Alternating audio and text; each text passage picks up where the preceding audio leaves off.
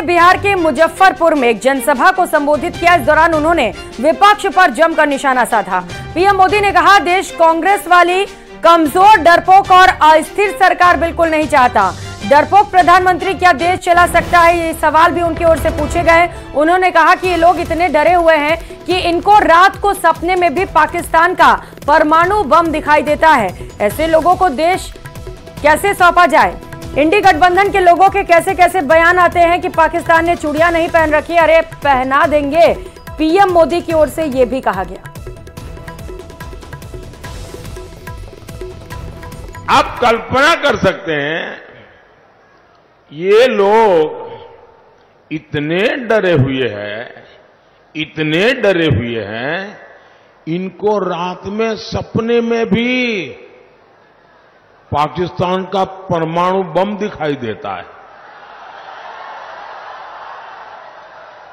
अब ऐसी पार्टियां, ऐसे नेता जिनको रात में भी सोते सोते पाकिस्तान का परमाणु बम दिखाई दे, क्या इनको देश दे सकते हैं क्या?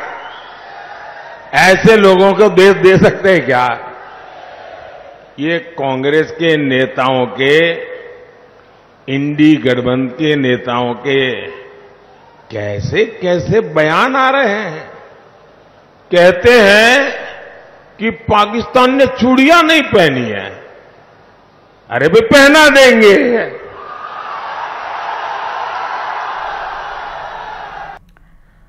तो वहीं अनुच्छेद 370 हटने के बाद श्रीनगर में पहली बार मतदान हो रहा है। बड़ी बात यह है कि मतदान को लेकर मतदाताओं में काफी उत्साह भी दिखाई दे रहा है। मतदान केंद्रों पर मतदाताओं की लंबी लंबी कतारें भी दिखाई दे रही हैं। तो तस्वीरें आप देख पा रहे हैं जम्मू कश्मीर के श्रीनगर से, ये तस्वीर जहां पर धारा 370 हटने के बाद पहली बार लोकसभा चुनाव हो रहे हैं। वोटिंग की प्रक्रिया अभी भी लगातार वहां पर जारी है। शाम 6 बजे तक मतदान होना है और उससे पहले ये 3 अलग अलग तस्वीरें आप अपनी टीवी स्क्रीन पर देख पा रहे हैं, गांदरबल, पुलवामा और बडगाम से, जहां पर जम्मू कश्मीर के लोगों में खासा उत्साह दिखाई दे रहा है। वोटिंग को लेकर बड़ी संख्या में मतदाता पोलिंग बूथ पर पहुंच रहे हैं, अपना वोट कास्ट कर रहे हैं। लंबी लंबी कतारें भी वहां पर लगी हुई हैं, जो लोकतंत्र के पर्व को और भी ज्यादा खास बना रही हैं।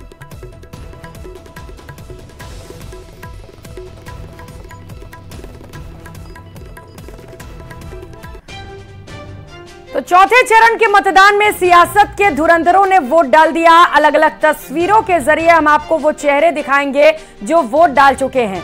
लोकसभा चुनाव के चौथे फेज में सोमवार को 9 राज्यों और 1 केंद्र शासित प्रदेश यानी कि जम्मू कश्मीर की 96 सीटों पर वोटिंग चल रही है। इसके अलावा आंध्र प्रदेश के 175 और ओडिशा की 28 विधानसभा सीटों पर भी मतदान हो रहा है। सुबह 11 बजे तक सभी लोकसभा सीटों पर 24.87% वोटिंग हो चुकी है। सबसे ज्यादा पश्चिम बंगाल में 32.78% मतदान हुआ है और सबसे कम वोटिंग फिलहाल जम्मू कश्मीर में 14.94% हुआ है।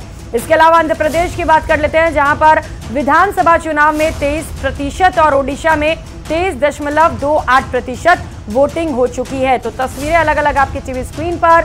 चौथे चरण के लिए वोटिंग की प्रक्रिया लगातार जारी है और लोग अपना वोट कास्ट करके बाहर निकल रहे हैं। कुछ लोग अपना वोट कास्ट करने पहुंच रहे, उस दौरान की ये तस्वीर आप देख पा रहे हैं।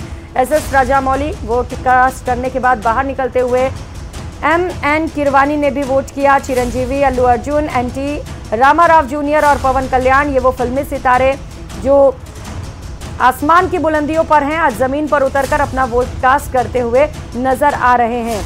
तो वेंकैया नायडू की पहली तस्वीर आप देख पा रहे हैं। मोहन यादव मुख्यमंत्री मध्य प्रदेश के, इन्होंने भी मतदान किया। सदुद्दीन ओवैसी एआईएमआईएम चीफ ने भी, जो बतौर प्रत्याशी भी चुनावी मैदान में, उन्होंने भी अपना वोट कास्ट किया। माधवी लता से लेकर गिरिराज सिंह, साक्षी महाराज ने भी अपना वोट कास्ट किया। जी किशन रेड्डी, वाईएन जगनमोहन रेड्डी के साथ ही चिरंजीवी, अल्लू अर्जुन, एनटी जूनियर से लेकर अग्रिमित पॉल ने भी अपने मतों का प्रयोग किया।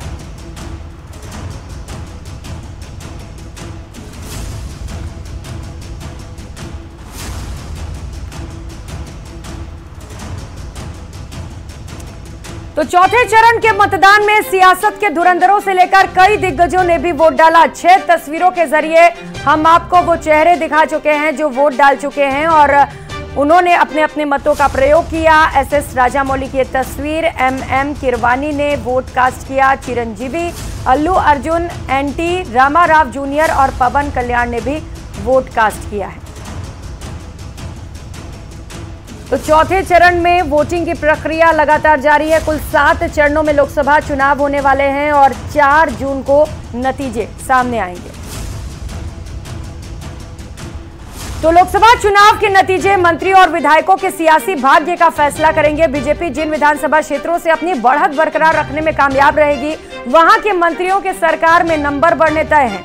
पार्टी अगर हारती है तो मंत्री जी की कुर्सी पर भी संकट आ सकता है। कैसे, इस रिपोर्ट में समझिए।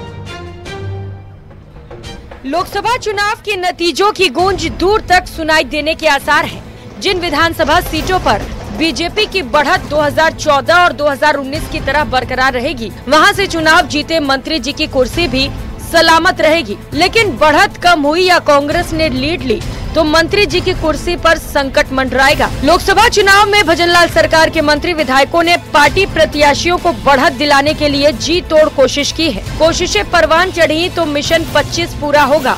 अगर कहीं एंटी इनकम्बेंसी ने परेशान किया तो कुछ सीटों पर बीजेपी को नुकसान भी हो सकता है। इसीलिए भजनलाल सरकार के मंत्री विधायक जीत हार का गुणा भाग करने में जुटे हैं। हर मंत्री को पीएम मोदी की गारंटी पर भरोसा है, इसीलिए सब अपने अपने इलाके से बीजेपी उम्मीदवारों की बड़ी जीत के दावे कर रहे हैं। हाँ, बिल्कुल मेरा दावा पक्का, अजमेर की सीट 100% जीतेगी निश्चित रूप से। अजमेर में कोई शंका नहीं है।